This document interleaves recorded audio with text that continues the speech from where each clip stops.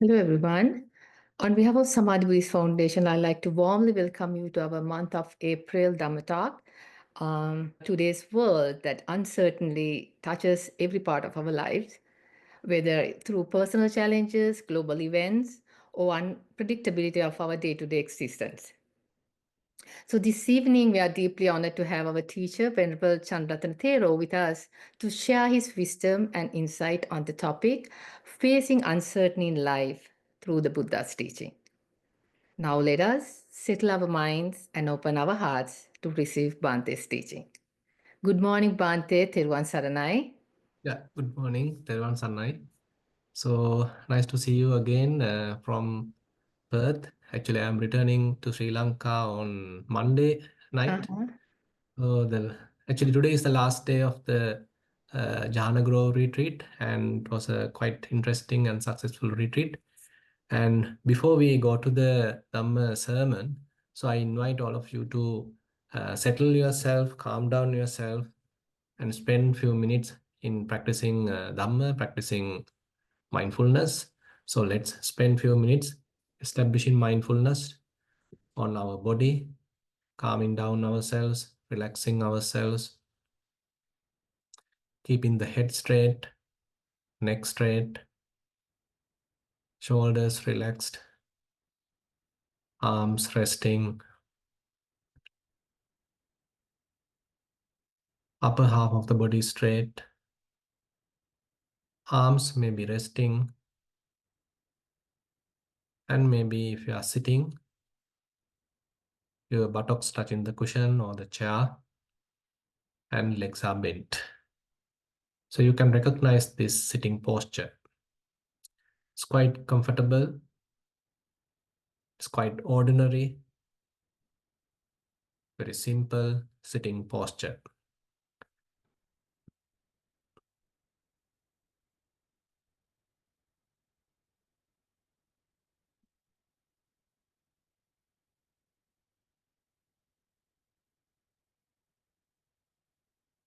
You can take a deep breath, hold it for a while, slowly release.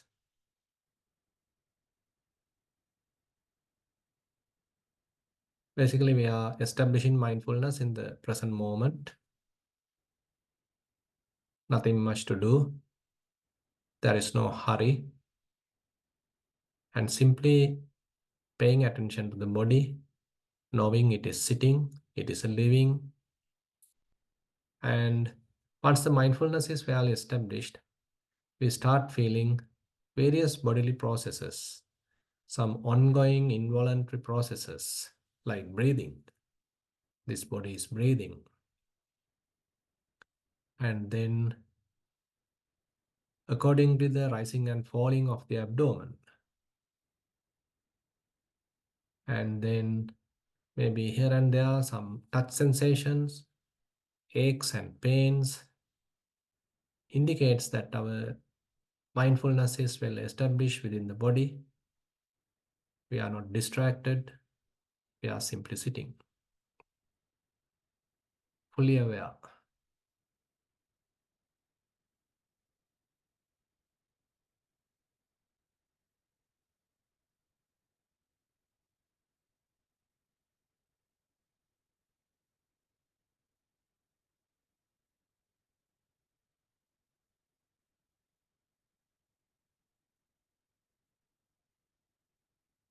Let's keep our attention at the nostril.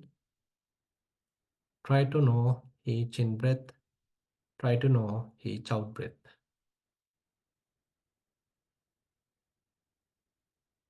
Very simple, nothing much to do.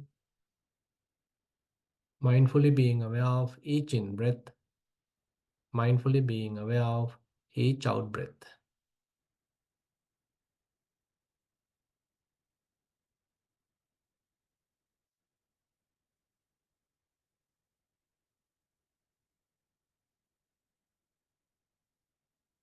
So once the mindfulness is somewhat established and you can maintain it continuously, now we can introduce clear comprehension into the picture by putting some emphasis on Yoniso Manasikara. wise attention. We can figure out whether in-breath is long or short compared to the previous in-breath. Out-breath is long or short compared to the previous out-breath. Where in-breath is touching, where out-breath is touching. Compared to in-breath, whether the out-breath is warm or cool. Are we experiencing the beginning, the middle, or the end of in-breath? Or are we experiencing the gap? So likewise, we are carefully examining this whole breathing cycle, maintaining a beautiful balance and not putting excess effort, rather maintaining the balance effort and also introducing a little bit of joy, because we got a nice opportunity today to look at ourselves, to be with ourselves, to calm down ourselves.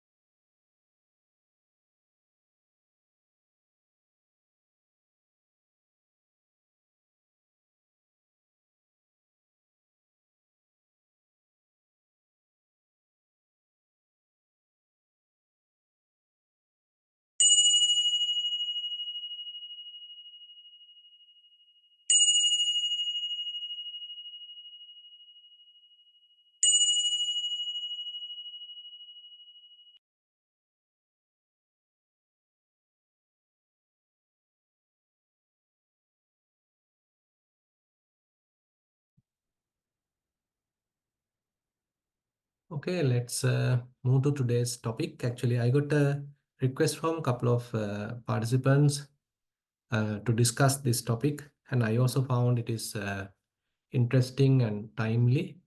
That's why I thought of discussing it. Let me share the screen. So, facing uncertainties. So, today actually we are living with the world with uncertainties, and actually these are not my own insights. Actually, I have taken these insights from the Buddha, his teachings. And so, as practitioners, we can look back, we can trace.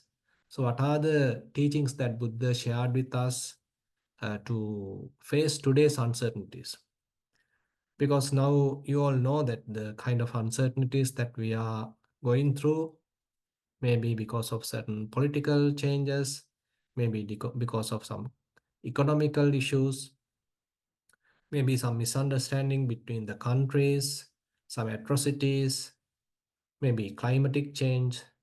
So many things are there currently that we all are going through as the inhabitants of this earth. So therefore, recognizing and so basically understanding these uncertainties is one important thing. Then we are very much like grounding with them. It is not we are trying to say there is no uncertainty. It is not that we are trying to deny them, but we are awakened to them. So actually, uncertainties are there with respect to our careers, health, relationships, and even our inner moods. The moods are also changing. The morning you may be happy, in the evening not happy. So these kinds of inner psychological changes are also going on. So you can't guarantee that the whole day you are happy, the whole day you are unhappy. So things are changing. And again, Buddhism doesn't deny the uncertainty. So that is something that one core teachings of the Buddha, that things are uncertain, things are impermanent. So therefore, it is quite in line with the Buddha's teaching. So important thing is to understand it. So there are uncertainties, there are inherent impermanent nature, things are subject to change. So therefore, skillfully understanding them, accepting them, and properly responding to them, dwelling, going through them. So this is the kind of a challenge now we are facing. We need to first understand, we need to acknowledge properly, we need to accept it, and we have to navigate through them. So therefore, today we thought of taking this topic, how to go through these uncertainties mindfully, taking some wisdom from the Buddha's teaching, and also we ourselves establish well in the mindfulness practice, wisdom practice, and also maintaining some compassion. Now, universal nature of uncertainty. Now we all know that Buddha particularly talk about the anicca, the impermanence. So his core teaching of Buddha is one of the core teachings is that things are impermanent. They don't remain as it is. They are subject to change. This is something that we have heard, but actually we should not stop at that level. We should try to understand that, realize that impermanence. So that is why this Satipatthana practice is available for us to practically understand this impermanent nature. So we have heard that sabbe sankhara anicca. So that all conditioned phenomena are impermanent. But yada panyaya passati, we need to see that as well. So it is not a mere faith-based acceptance. Rather, we should try our best to realize that also. So that is why the vipassana practice is talking us, expecting us. So how to investigate different phenomena, different situations, and to realize this impermanence. So therefore, we can look at this uncertainty not a kind of a challenge or not a kind of a devil, rather a kind of an opportunity for us to inquire to the reality. So we can take it from a different angle to make use of it. So clinging to stability leads to dissatisfaction. That's another area, another thing. So now if we are too much attached to a particular state, oh, my country should be like this, my political system should be like this, my salary should be like this, my children should be like this, my wife should be like this, my husband should be like this. So that is where we might end up with some kind of a agitation, because whatever we attach with are inherently not stable. That's a kind of a bitter truth that we need to understand, because they are impermanent. They are conditioned. All conditioned phenomena are impermanent. So how can we expect then the stability in them? How are we going to expect permanence in them? So that's the bottom line. So therefore, understanding that things are inherently impermanent, inherently uncertain, in a way help us to little release our grip, release our too much attachment. Every time expecting the stability is something that we need to understand, to penetrate, so that we are keeping a little bit of uncertainty. When you are going to the train station, railway station, there is a possibility that you may be able to catch the train, but still introduce a little bit of uncertainty as well. You might miss the train, or there may be a railroad kind of a blockage. There may be an accident. All these things are possible. Actually, I can remember Venerable Achan Cha keep to emphasize everything is 50-50. You can't assure 100%. Everything is very much having the chance of 50-50. Either succeed or either fail.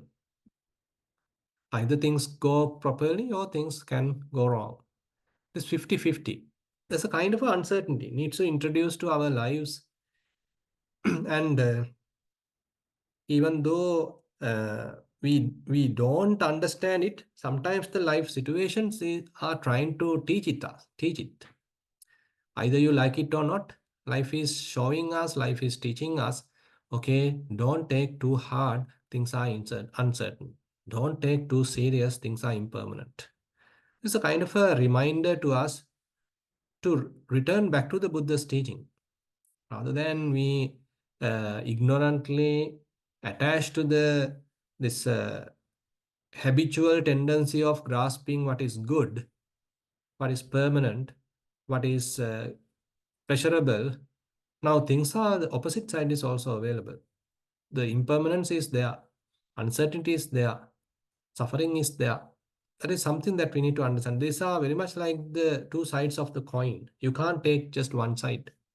Other side is inherently available. So therefore, accepting this norm, accepting this reality, actually change our perspective, change our stand. So otherwise, we are standing on something so rigid that itself is causing us agitation, that itself is causing us some kind of a stress. But if we are able to stand ourselves, properly understand, okay, inherently things are impermanent, they are subject to change, therefore they are uncertain. So I'm operating in that, okay, then you are in a good position. You maybe have some resilience. Now, suffering. Now, if we are putting too much resistance, then that itself can cause suffering. Suffering maybe they are inherently with the whatever this condition phenomena. But unfortunately, without understanding it, if we are resisting the process, that is where we further aggravate the situation. As you know, in the Salla Sutta, Buddha points out, so we are adding a mental suffering into the physical suffering, to the physical pain. Physical pain may be there, so why can't we accept it? Why can't we be with it? Little introducing little bit of patience, endurance. So if we are introducing this mental suffering, mental resistance, then we go to further suffering. So therefore, resistance is one thing that we need to recognize whenever things are uncertain, whenever things are changing. If we are introducing our own resistance to it without understanding it, without properly recognizing it, acknowledging it, then we are doubling the issue. We are aggravating the situation. And dukkha is not just the pain, therefore, it is the kind of resistance which might even aggravate the situation. Therefore, uh, there may be a little friction anyway when we are living in this world because it's a changing world that we have to cope up with. So therefore, uncertainty, the facing uncertainty starts with honest recognition, not trying to prevent it, not trying to avoid it. I mean, if it is possible to avoid some disaster, I'm not saying that you should not avoid it. You better need to avoid it, but always keeping in mind, okay, things are uncertain, things are changing. So having that mentality, keeping that flexibility in the mind is important. And yoniso manasikara. Now, yoniso manasikara is another area that we can employ in this situation because our thinking is fairly affecting the situation, fairly affecting or fairly aggravating the situation. The current situation may be only a little uncertain, little unhappy, little suffering, little painful, but our thinking can aggravate it. Our thinking can multiply it. We may introduce our own imagination into the picture. Someone might say, okay, there is a clash between two countries. So we might interpret to the level of World War III, something like that.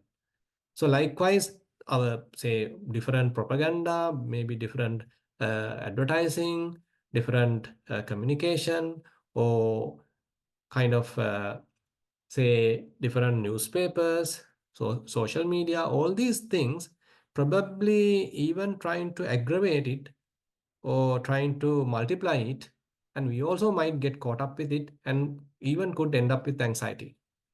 So therefore, not introducing unnecessary worrying, not introducing obsessive thinking is something we have to be taking care of.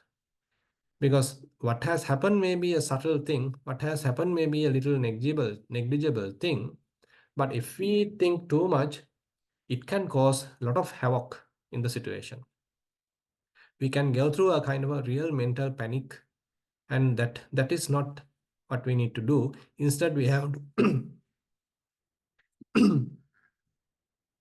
we have to have a kind of a mindset to look at ourselves. What am I thinking? What's really going on in the mind? So we need to have that little bit of inquiring nature to recognize what is the mind is thinking. Is this thought useful? Is this thought skillful? What is going on in the mind is something agreeable with the Dhamma. So this kind of a wise reflection is quite necessary. Otherwise, if we simply allow the mind to ponder into various things, proliferate into various things, ultimately we are the ones going to suffer. And grounding in mindfulness, always coming back to the ground, always coming back to the earth, be with it, and well grounded, anchors with the body maybe. So be in the reality, not in the uncertainty, too much pretended by the mind or too much extrapolated by the mind, rather coming back to the present moment. And again, establishing mindfulness amidst all these different uncertainties. And maybe coming to your breath, maybe to sensations, maybe to emotions, but still not clinging to any of these. So, kind of a vipassana based practice is helping us to maintain a kind of a grounded, uh, say, state of mind without attaching to anything. Because if we attach, then we are in trouble. Unknowingly, we might try to attach, but attachment might lead to further trouble because what we are attaching is uncertain. It can cause agitation. Nisitasa chalitam, anisitasa chalitam natti. So very interesting statement by the Buddha. Nisitasa chalitam. Whenever you are holding on to something, when you are dependent on something, there can be an agitation. There could be restlessness because what you are attached to, what you are dependent on is inherently uncertain. So therefore, if we are able to have a mind which is unattached, not dependent on anything, so that would be the best type of state that we can maintain, because then mind is not dependent on anything, not latching with anything. Rather, mind has its own freedom. So you have taken the refuge with the Dhamma, not with this worldly affairs, but you are taking the refuge with the Dhamma. So staying close to the present moment, established with mindfulness, is in a way helping us to dwell in this uncertainty. And also it helps to develop resilience. You know, in the mindfulness practice, one important uh, benefit is what is called the resilience. Because of the uncertainty, because of maybe a kind of a calamity, we might feel unhappy, we might feel even depressed, or we also may collapse. But if we have a amount of mindfulness, you may be able to quickly get up. You may be able to quickly come to the norm, return back to your day, typical life, return back to your ordinary life. So therefore, development of mindfulness, establishing ourselves in the present moment is another key thing, helping us to develop this resilience so that it is not that we deny that we are never going to be unhappy, we are never going to be sort of sorrowful. We might, but we can quickly recover if we practice mindfulness. We can quickly recover if we practice mindfulness. That is why it is called resilience. And then the strength of patience. Now, kanti paramang tapotitikha. So nowadays people don't have much patience. They want immediate results, quick results, instant results. But that doesn't going to help. Actually, we need to have some patience. So patience is not a kind of a type of passivity either. It is also not kind of an indifference, rather it's kind of a understanding, okay, things are going on like this. I have nothing much to do. If there was, then I have done that. But right now I have to endure it. So kind of heart which can endure difficulties with calm perseverance. Okay, it is not that every time complaining, every time asking something different, every time finding fault, rather enduring it. Because this life is like this. This life is inherently uncertain. There are hardships that we may have to endure. There are certain uncertainties that we may have to go through. So have some patience, perseverance. So therefore, even in the kind of fairly in the vipassana path, in the even in the supramundane level, so that is very, very important thing. So the results may not happen immediately, even though we may practice, results may happen very slowly, and even when you are not expecting it. When you are expecting it the least, then it may happen. But if you are expecting too much, then if you are impatient, then the results may not happen. But having that patience, kind of an endurance, calmness, relaxation, so then the results are possible. So likewise, therefore, it's a kind of a little interesting area that we need to study even in the practice. So we should not go to the cushion, we should not go to the sitting expecting so much of results, rather having an open mind. Okay, whatever going to happen, I am ready to accept. So this radical acceptance is there, so that whatever happen, I am ready to learn from it. So there's a beautiful saying by Achan Cha, everything is teaching us. So everything is teaching us. So if we are able to properly attune ourselves, then everything is teaching us. I'm not saying that everything is easy, but everything is ready, maybe teaching us if we are ready to learn. So therefore, all these uncertainties are in a way helping us to learn about the life. Otherwise, we take the life for granted, thinking, say, electricity will be there every day, government will be just every day, fair every day, the economy will be boosting every day, the family condition is happening every day, health is good every day. It is not. Things are changing. That understanding that, being with it, recognizing it, accepting it, enduring it, being patient with it, is what actually make us so powerful in a way, fairly mature. So kind of a spiritual maturity, we can say. So actually, different similes that in certain suttas Buddha mention, like in the Maharahulavada Sutta of the Majjhima Nikaya. So the Buddha say to Venerable Rahula, okay, Rahula, develop your meditation like earth. Because on the earth, people put so many good things as well as the bad things. They even spit to the world, spit to the earth, defecate to the earth. They put all the garbage on the earth, but the earth never complains. It simply maintains its equanimity. Similarly, Buddha say, okay, develop your practice like water.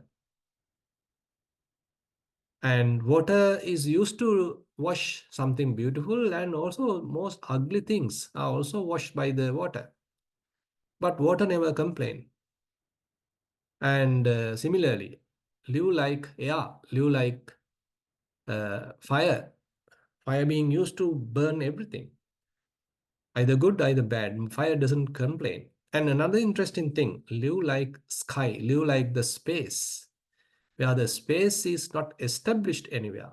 That's actually a higher advice, a fairly advanced advice. Try to live like a space where the mind is not established anywhere.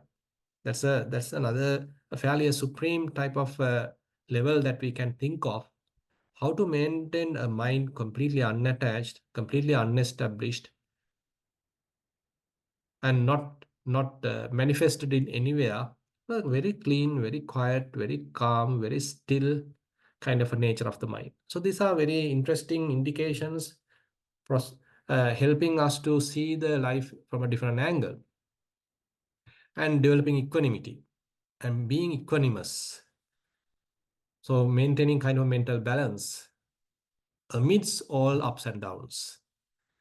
Actually, the typical nature of the worldling is that whenever gain happen, he is quite elated because he got a lot of profit. He got a gain. Maybe if someone is praising, he get elated. And when he's going through some pleasure, he's elated. But unfortunately, when things changing, when he lose things, he go through some bankruptcy, when someone is blaming him, when he has to go through some dukkha, some suffering, then he is crying, he is lamenting. So that is not a mature way of living. Rather, having some equanimity, some stability amidst all ups and downs of the life. So this is actually something very mature way that Buddha is telling us, okay, your life is going to offer you all these possibilities. You can't get rid of the the negative impact. Blames may be possible, uncertainties may be possible, losses may be possible, maybe suffering is possible. All these painful feelings may be possible, but bear it, return back, come back, establish it back in the mindfulness, establish in the equanimity. Also, when the gain is there, happiness is there, praise is there, reputation is there, don't jump too much to the happiness. So, because they are also changing. Today you may get the pleasure, tomorrow might be unhappiness. Today you might be get the profit, tomorrow there could be a loss. There may be a loss. So likewise, so maintaining that kind of a maturity, having that understanding that things are uncertain, inherently uncertain. So train the mind to observe without grasping or rejecting. So having that untangled mind.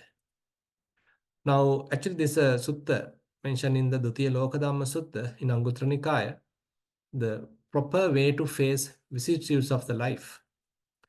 So here Buddha mentioned that when an instructed person, instructed noble disciple, meets with gain, he reflects like this. This gain that I have met is impermanent, suffering, and subject to change. So it may vary, it may change. So he understands it as it is. Therefore, he is not obsessed with the gain. He is not obsessed with the loss. Rather, he is maintaining the mind equanimously, fairly stable way. There is not too much excitement. Rather, he is maintaining a fairly mature life. And on the other hand, having some trust with the Dhamma, that is the basic right view. So even though things are uncertain, but we have to do the correct thing. Actions actually matter. So if we do the correct thing, okay, that action is matter. Actually, we can't ignore the karma, the karmic impact. So things are changing, things are uncertain, but we are continuing to do the correct thing. Focusing on doing good, cultivating the wholesome mind states, and not too much expecting the results, but establish ourselves in the wholesome side. And when we are doing like that, properly maintaining virtues, then slowly, inner strength, kind of a vigilance, a kind of a stability might grow because things are changing. Others may be doing differently, but you are very much in the Dhamma. So Dhamma protects you. Dhamma will guide you, even though there is no instant results, but you are slowly maturing. Then now another problem is that we want to control things, thinking that things are certain, things are permanent, and you have the kind of a controllability, and you are up to control things. But here we are understanding things are not controllable, things are uncertain, things are non-self. Now, if you are expecting good health forever, very unlikely. Things are uncertain. Because even though you say that this body belong to me, belong to you, so it belongs to the nature in a way. So many other conditions are influencing it. So therefore, having that little bit of uncertainty of life is not that you are in a passivity. It's not that you are trying to introduce some kind of a depressive mood. Rather, this is the reality. So as mature adults, understanding this nature and accepting it is something helping us to live properly. Not in a dream that we are living. We are more realistic. And on the other hand, as we previously discussed, like the water. So water can adapt to any situation. You know that water doesn't ask, okay, you should put me to only to this kind of a glass. Rather, it will adjust itself. Whenever it is being poured to, say, square glass, okay, it will take that shape. Maybe a round glass, it will take that shape. Maybe a dish, it will take that shape. So likewise, the water has the capacity to be quite flexible. Similarly, if we have the adaptability to be with any situation, so that is a real blessing for us rather than complaining, rather than every time expecting our way. How about adapting ourselves? That's another area that we can think of, which Buddha is pointing out. And the surrendering to the situation, surrendering to this uncertainty is not a kind of a defeat. That is where we understand the reality. That is the outcome of the vipassana. Say you prepare certain mindfulness, you prepare certain concentration, and using which you were able to observe different phenomena, and they are constantly showing you the impermanence. They are changing nature.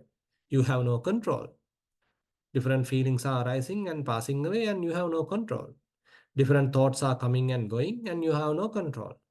Say different bodily phenomena are coming and going, you have no control. So the understanding this uncontrollability, understanding this anatta, non-self, is another acceptance, another insight to help us with this situation to understand or through to go through these uncertainties.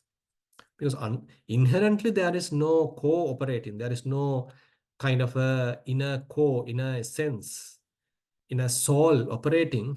Rather, things are conditioned. Various other influencing factors are every time influencing a particular process, particular situation. We never know what's happening. So having such a little bit of uncertainty, helping us to adapt ourselves. And then having some faith in the Dhamma, having some faith in the faith, so in the path, because even though things are uncertain, so we have found a profound path. Buddha has shown us a path. So we should not try to find the stability in a place where there is no stability. So trying to find stability in this condition changing world is something like we are trying to find stability in a place where there is no stability. Because inherently this is unstable, but still there's a path Buddha has shown which is leading us towards more stable mindset. The worldly affairs affect less when we are maintaining that mindset. All this positivity, negativity, good, bad, wholesomeness, unwholesomeness, long, short, white, black, all that dualistic situations has less impact if we are able to uplift our mindset, if we are able to uplift our mindset away from the five aggregates, if we are able to maintain a mind which is completely non-grasping, not holding on to anything, not dependent on any aggregate, then that kind of a mindset, kind of a transcendent mindset, is a fairly unique, fairly, we can say, a kind of a refuge one can use and trusting that path. Okay, I'm leading towards that. I am trying to, as much as possible, dwelling in that state, using that as a refuge. Taking that Tadanga Nibbutthi based on your wisdom, based on our Vipassana knowledge, time to time you may reach there without any grasping, without any attachment. There is no stress, there is no I making, there is no mind making, there is no any identification. It is quite calm, relaxed, serene, maybe equanimous. Okay, take that as a refuge.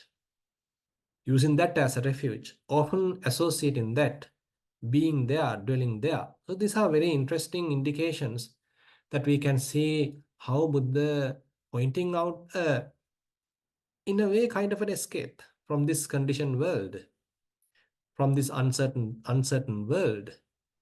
So rather than trying to find out the certainty in the uncertain world, so how to follow the Buddha's path so that you are not being affected by the uncertainties, not being affected by these worldly affairs, having a fairly stable mind.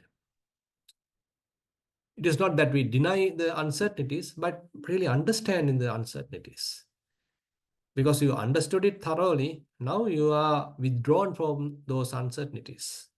Your mind is now dwelling on its own life, dwelling independent, not grasping anything in the world. Anisitocha viherati nachakinchi loke upadiyati. So you are very much like independent. So the mind is independent, not grasping anything in the world. So these are very profound states that Buddha is showing us. The path is inviting us. So therefore, uh, in summary, we can say life will continue to be uncertain, so that we can't avoid. So that is the nature. And the Buddha's teaching empower us to meet uncertainties, maybe with wisdom, maybe with clear seeing, with some patience, endurance, and establishing in mindfulness, and further developing wisdom so that we are having a kind of a mindset which is not too much influenced by these worldly affairs. We have the capacity to maintain a mind fairly non-grasping. So these are the things that I like to share with you. And I hope we can take some insight from the Buddha's teaching to maintain some stability in this unstable world. So with that, I conclude today's Dhamma sermon. I like to hear from you any questions if you have.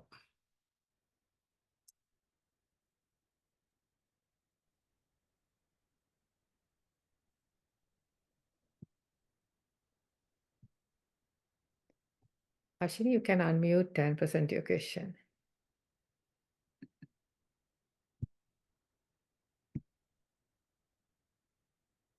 Thero Swamin Hansa. I would like to Yeah. forward a reflection report for you, Swamin Hansa. Yeah. Swamin Hansa, mindful walking. Firstly, I walked up and down several times freely. Then I stood at the edge and did a body scan. After that, I walked ahead, observing my feet as left and right. Thoughts came to my mind after observing 6 foot steps. I heard singing of birds. I felt hardness and roughness of the floor. The floor was damp and rather cold. Mindful sitting. I sat down on the flat cushion in easy pose. I observed the body and it was like a statue. My mind was rather agitated, so I listened to sounds of the environment.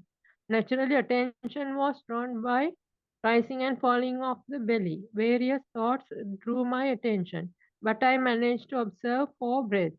I heard noises. There was a pain in my head. I gradually observed it. First of all, it was vague, but gradually it became conspicuous.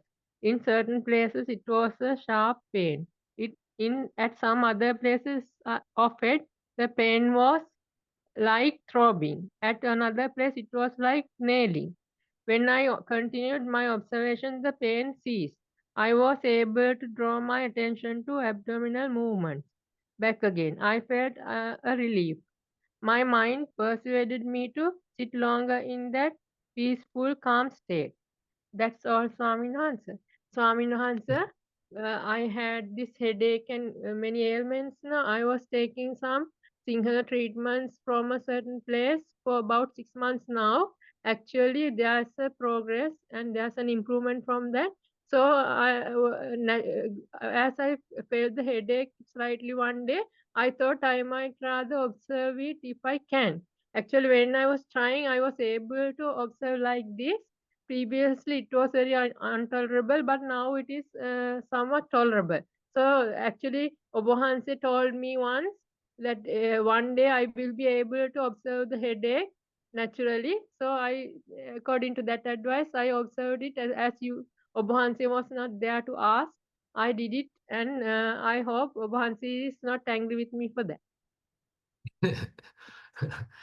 Yeah, what you are doing is correct. Actually, you can even observe the headache. Not only that, you now actually explain in your report. So there's a fair amount of inquiry, fair amount of investigation now introduced to your mind. So even though it is a pain available, but you are able to step out of it and observe it as a phenomena. Pain is not yours then. Pain is a natural phenomena, natural incident, and you are able to put it in the proper correct perspective and watch it. So that is the practice in the vipassana practice.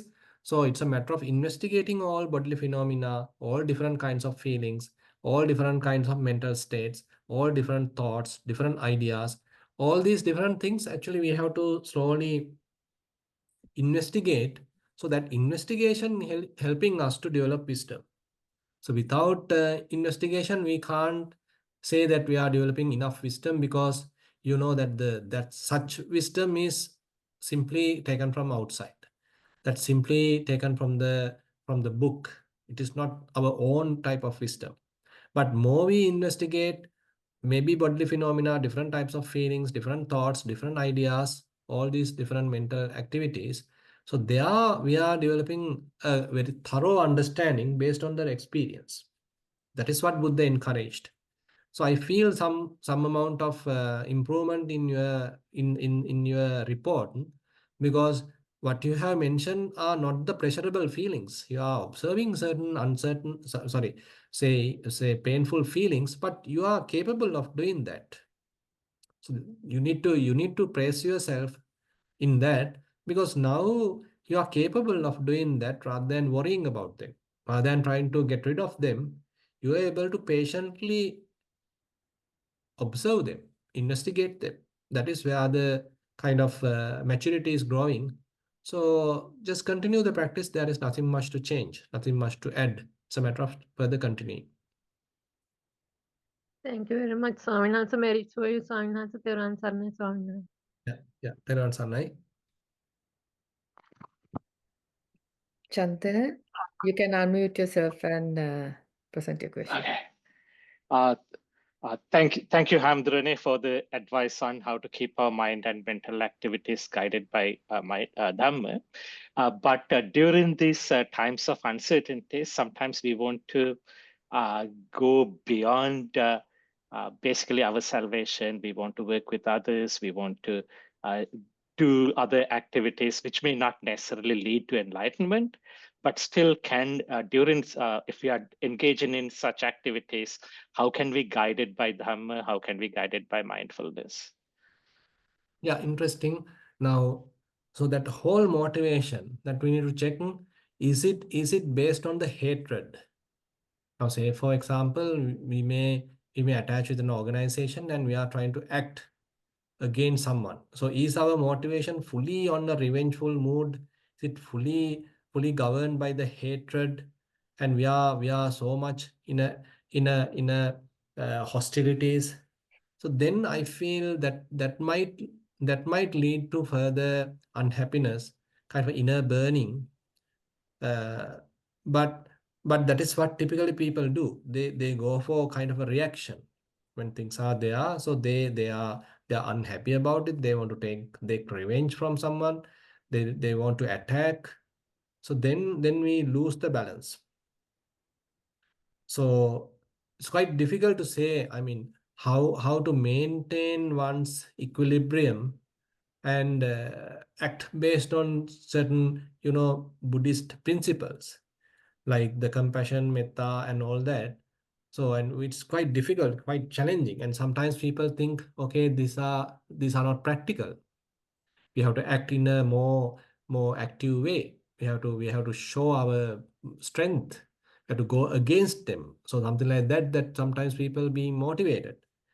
But having roots of the delusion, having roots of the kind of the hatred, having roots of the greed, So when the roots are not correct, greed, hatred, and delusion are the roots. So those are the poisonous roots.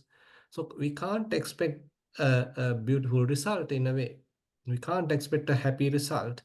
So there is a possibility things may escalate and there may be clashes, there may be, bloodshedding, and all these things are possible because the people's minds are operated by the hatred. So that's what in general what is happening today.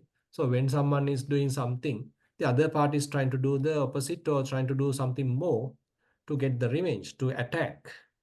So the whole world is very much like governed by the hatred today. Not with compassion, not with equanimity, not with loving kindness, but the vast majority is always doing tit for tat. So that kind of a mentality is there within the human beings. So more kind of destruction might be the result. That's the issue. So we are thinking on today's terms, maybe massed, say, a construction of manufacturing of various destroying weapons, maybe various that kind of, say, destructive impulses. So ultimately, a mass destruction. Who knows? That's why, I mean, even at a small level, if we can understand, okay, this is not going to help, this is not the path, okay, at least as a small group, are we able to work on the Buddhist principles?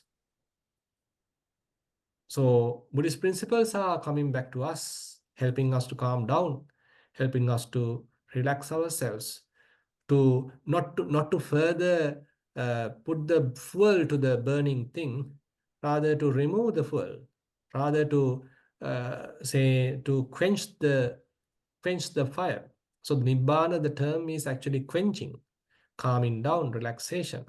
So therefore, I don't think that we simply have to follow others' very revengeful uh, atrocities type of thing. Rather, if we can step out of it and look back, okay, this is the world, okay. So how can I simply go through it without putting my own friction into the picture? What do you think, Chandramata? Hamdruni, the practical problem is we can, at least the way I feel, we Yeah, can start like that, but I mean, during this kind of uncertainties, we have to engage in things which take days, weeks, you work over a long time period. So yeah. during that time period, at sometimes it is pretty Things hard change. to, yeah, keep that sort of principles uh, Exactly. through in a long-term basis is hard. Hmm. Yes, Yeah, yes. that's I very understand. I very accept what you say, because we may start with the proper motive based on some say good principles, but in the long run, in the middle, things can turn to some more revengeful or some more uh, kind of hatred based motive. That is where we need to again have a kind of a discussion, again have to put ourselves back to the correct track. All these things are some kind of ongoing uh, observation is required to continue the correct path, to continue the right track. Because our tendency in the mind, our habitual tendency is more into the that animal type of tendency.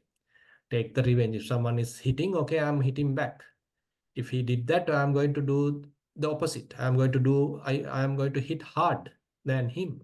So this the kind of barbaric influence that we may be getting from our instincts, but that is not what we need to follow.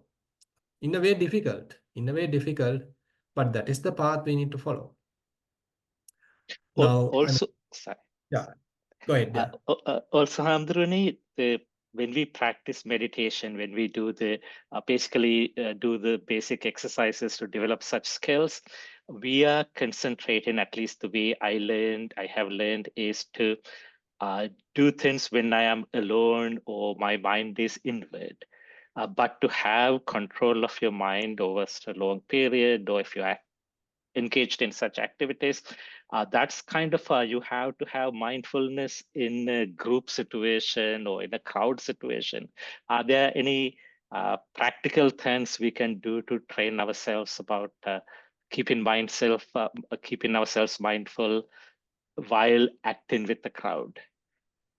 Yeah, definitely. So that's why at the beginning, as you said, it's difficult because we need some seclusion. We want to go to a separate place, a very calm, quiet place to practice.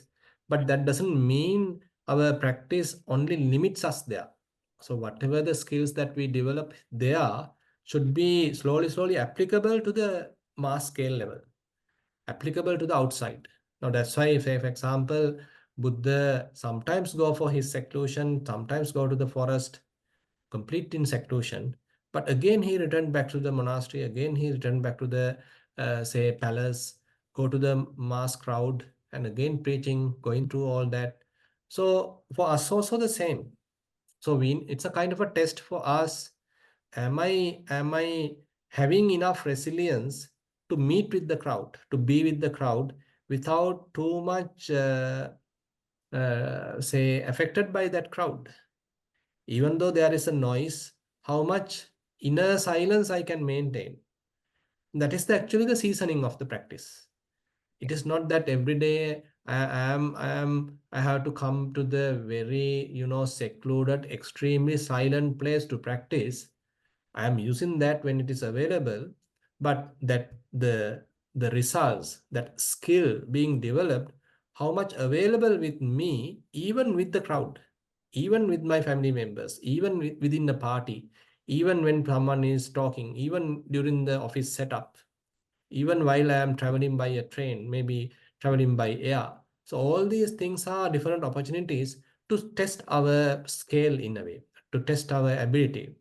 So slowly, you might see now, say for example, when Buddha is saying to Bahya, Ditte Ditta Mattam Bhavisati, Sute Sutta Mattam Bhavisati. So that means he is opened up. He is not in a meditation hall. He can see things, he can hear things, but even though he see, hear all that, so he should have the capacity to maintain a untangled mind. So the mind is not much influenced by what is seen, what is heard, what is smelled, tasted, cognized, all that. So those all different outside conditions are continuously changing, but the mind remains calm. Mind remains fairly unaffected. So that is the challenge actually. So that is the area that we need to develop. So we can't expect the outside to be calm, relaxed, quiet, and always helping us to practice. Rather, we develop kind of a resilience. We are developing certain kind of a stability in the mind. Amidst all these changes, how to maintain that calmness, how to maintain that stability, how to maintain that quietude in the mind. So that is where the growth. Thank you, Anthony. Yeah, actually very interesting and very quite challenging also. So it's a matter of testing ourselves again and again. Now, say for example, you practice during the evening. Say 1 hour you did walking and 1 hour sitting, and now you are very quiet, calm, still mind. Now you go to the supermarket and see how the mind can it bear it? Can it maintaining that calmness? Is it able to maintain that quietude? Or is it again jumping back to the proliferation? Jumping back to the obsession. Oh, again, fully disturbed. If it is fully disturbed, okay, come back, again practice, again practice. Next day, again going there. So likewise, you are seasoning the mind, maturing the mind. It is not that we always have to hide from everything and, escape from everything. Rather, slowly putting ourselves also to these situations and see, can the mind bear it? So that is the state of the arahant actually. When we can say, okay, amidst all these things, now the mind is completely stable. There is no fluctuations. There is no agitation. Completely the mind is liberated. Okay, that is the state of the arahant. So you can refer this Sona Sutta in the Anguttara Nikaya Chakkanipata. So where Venerable Sona beautifully mentioned, Selo yatha eka gano vatena na samirati. Evang rupa rasa saddha gandha passacha kevala. Ittha dhamma anittha cha nappavedenti tadino. Titan chittang vipamuttang vayan chassanu passati.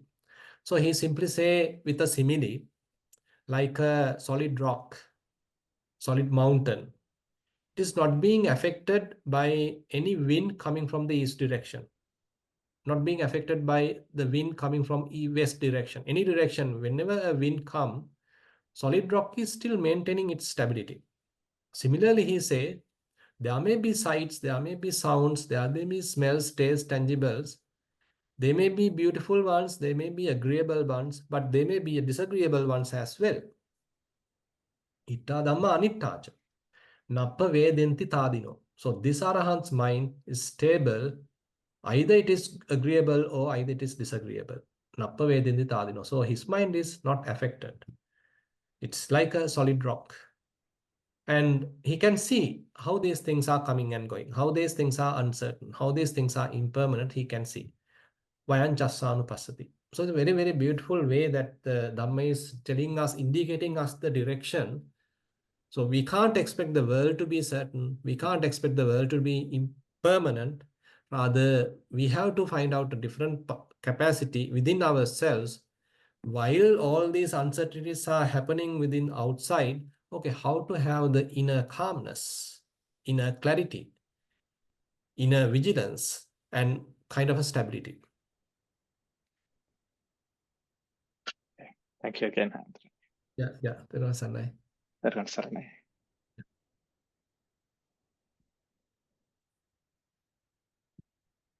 Gishan, you can unmute and ask your question. Thero Saranai Swaminansa. Yeah, Thero Sanai. It's good to hear your voice after a long time, and I hope the Australia retreats are going well as well. Yes. Actually, today is the last day of the Perth retreat. This is the last one actually. And then I am supposed to return to Sri Lanka on 5th. Very good. We had a fairly good, actually 4 retreats I have conducted in terms of the scale. One in Brisbane and another one in Sydney, and then one in Melbourne, and this is the last one in Jhana Grove, Perth. So there's a fair enthusiasm among the crowd to learn Dhamma, to practice it, and to live according to Dhamma. That's a good sign. Excellent. So thank you taking your time to share some of your valuable knowledge with us as well. And with the uncertainty topic that we have chosen, so thank you for choosing for that as well. I think there are certain contributing factors, whether the uncertainties is natural disasters or man-made disasters that can sort of happen and inflict by humans itself, and not sort of speaking the truth. Even the truth has become sort of not recognized anymore. The falsehood has been sort of turned into the truth, become the contributing factors for people, groups to sort of come up with a new norm as such. And I think that has convoluted the entire system of belief, and not having the right type of belief, and that contributing towards the uncertainty itself. So during Buddha's time, was there anything in such as to take the falsehood as the truth to be sort of negate, and creating that the uncertainty for this type of environment that we are living in? And how has that sort of how should we, as being knowing that we have to always uphold the truth, we have to always speak the truth, knowing that it is not the one it is happening, how should we as people who follow Dhamma react to it? Yeah. So actually there are few incidents even during the Buddha's time, even some happen against him. Now say for example, while he was in Kosambi, there were certain, say, wrong accusations towards the Buddha and the Sangha, actually made by Magandia. So she was spreading kind of a wrong news, kind of a rumor among the crowd that Buddha and the Sangha are doing something wrong. And even sometimes another occasion, actually they hide one woman's corpse at Jetanarama, and they were spreading something wrong, and wrong news is there. So there are many occasions that people are even being motivated to go against the Buddha, against the Sangha. And sometimes member of Sangha come and complain the Buddha, Bante, we can't go Pindapath on this area. People are abusing us. People are kind of using their harsh words, and they are asking to go away. So all those things are not uncommon. So those even has happened during the Buddha's time. But the thing is that Buddha endured it. That is where he didn't want to escape from it. He has gone through it. Even when the members of the Sangha are asking, Bante, let's leave this city. Why are we living in this city? Let's go to a different city, because people are kind of not kind to us. They are not generous. Instead, they are using their harsh words against us. So Buddha say, okay, just endure it. For the time being, just endure it. This falsehood can't last for a long time. So because Buddha knew that there is no ground to the accusations. Those are false accusations. So have some time, be endure it, then things may change. So anything is, even though it is a bad situation also is impermanent. You can't expect the bad situation to last forever.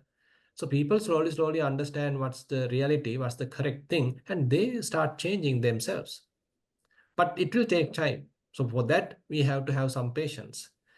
And as we know, as we now discuss, as you said, so when the majority is going with the falsehood, when the majority being fooled, but if we know that they being fooled, and we should anyway act in a little way, okay, this is not the correct path, this is not the right path. Okay, ultimately this will end up with hatred, end up with mass destruction. Okay, this is not the path. How about at least in a little way go in the correct path, not neglecting the correct path. So I know that, I mean, it appear like impractical, but that is the path Buddha has taken. So as Buddhists, so we can't encourage any kind of violence, any kind of revenge. But instead, we need to understand, okay, this is the ignorant mind operating within the minds of the people. But when they understand the truth, then probably they can look at from a different angle. So rather than encouraging any violence or violent activities, so at least we can withdraw from that violence and at least in a little way, develop the correct path. From that, good vibrations at least might have a little impact on the others. Very good. Thank you, Swaminathan. So, yes, I totally agree with that. And I had been sort of patiently waiting and observing. And these kind of things has happened many part of the world as well. Whatever that has started has to come to an end as well. Never going to be permanent. So I understand that. That's the only salvation.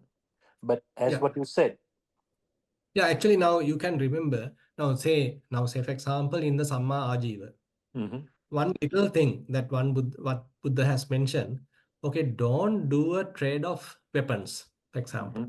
mhm, mhm. Okay, Yes, a trade right. of weapons. Sure. So, but that is what in mass scale happening throughout the world. So that Right. is the kind of business happening in the world. So why Buddha has mentioned not to do that? So these are the kind of ethical principles Mm-hmm. which are so valuable, appear like quite simple, but ignorantly people are going ahead with that. So the result will be a utter suffering, kind Sure. of a destruction. So that's, I mean, we can see, I mean, nowadays we never think of the ethics in a way. We never go back to the, say, the teachings Rather, we are finding solutions at the surface level, not going to the source. Source are the defiled mind. So the source is actually the obsessions. Source are the conceptual proliferations. We are not going to that. Always trying to figure out, I am correct, you are wrong. I have all this strength, I have all these weapons, and let's attack. I am also going to attack. So this is the kind of a mentality people are having, completely going against the Dhamma. Result is utter suffering. But at least if someone is understanding, okay, this is not the path. Okay, this is here, the defilements are operating, no one is going to win ultimately.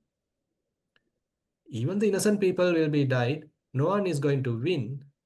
So if we understand from that angle, at least from a small scale, we can go in a different angle. We can work on a different way to calm down, to relax, to reduce the burning, to remove the suffering.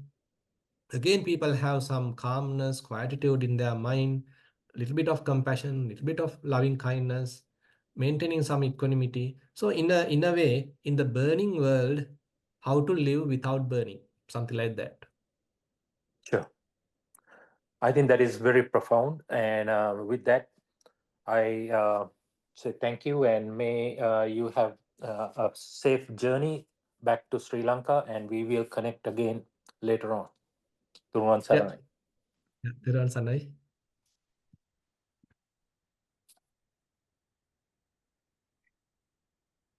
Bhante, it seems like there are no other questions. Right. Yeah, so Then, yeah, thank you, probably. Bhante, and for your timely and very meaningful Dhamma talk today. And also, I truly appreciate that being with us today, despite your busy traveling and retreat schedule. So we'll see you in 2 weeks, and I wish you good health and the happiness, Bhante, and have a safe trip back to Sri Lanka. Teruan Yeah. Sannai.